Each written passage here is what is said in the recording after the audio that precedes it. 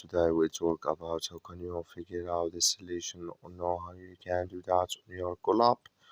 So you just follow this ways, then it's going to work with you. So all you have to do, you just go here, you go above your photo profile, click on it here.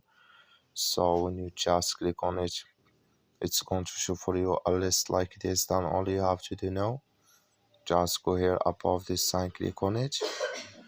So then it's going to show for you a list like this. Then all you have to do now, just click here on recorded, you just click on it here. So then you come to next step here. Then all you have to do now, just go down here, you come here to max records to save, click on it, and here can you select so how many records you want to add.